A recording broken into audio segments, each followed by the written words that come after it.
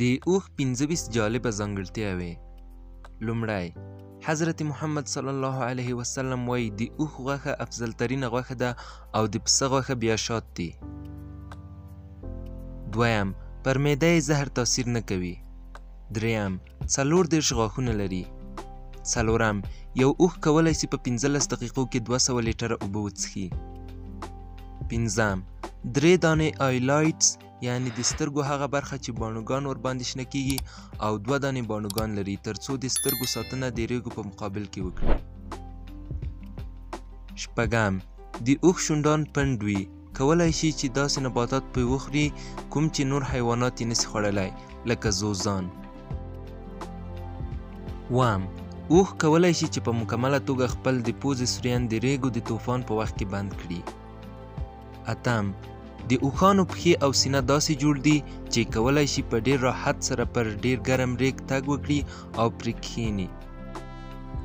نهم، ډیر زورور دي. کولی شي چې په ورځ کې 408 کیلوګرامه وزن تر 25 مایله یعنی تر 40.30 کیلومتره پورې یوسي. لسم، که یې ناړې تو کړې نو پوه شئ چې په غوسه دی. سمه رویه ورسره وکړئ ترڅو سمه رویه درسره وکړي. 11، اوښه 14 میاشتې جونګی په نس کې ساتي او وروسته یې تولد کوي. 12، بعضې جونګیان په مکمله توګه سپین دنیا ته راځي او وروسته نسواري رنګه کیږي. 14، په عربي ژبه کې 160 لغاته د اوښ معنا ورکوي. 14، د کیمل کلمه د عربي ژبې څخه ده چې د ښایسته معنا ورکوي نو هیڅکله اوښ ته بدرنګه ونه وایاست. 15، عربي اوښان یوازې یو بوکام لري او آسیایي اوښان 2 بوکامه لري.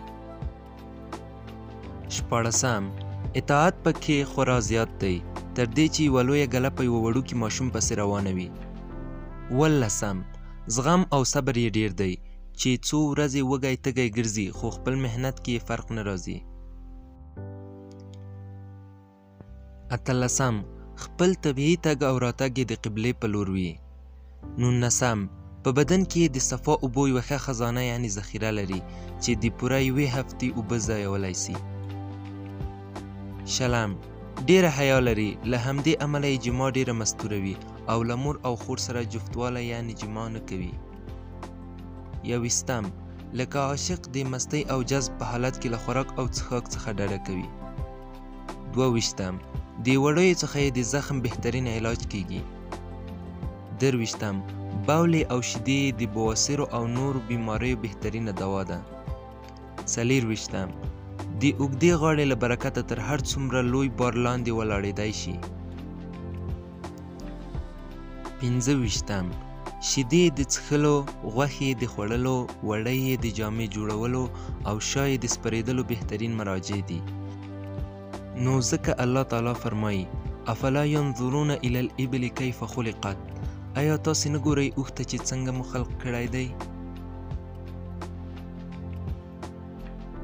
ډیره زیاته مننه چې د دې ویډیو تر پای پورې مو زموږ ملتیا وکړه. که مو له داسې ډول ویډیوګانو سره مینه وي نو زموږ یوټیوب چینل در سره سبسکرایب کړئ، د زنګ بټنه فعاله کړئ ترڅو زموږ له نوي ویډیوګانو څخه خبر شئ. تر بلې ویډیو پورې مو په لوی او بخښونکي خدای سپارم. پاتې ورځ مو نیکمرغه. د الله په امان.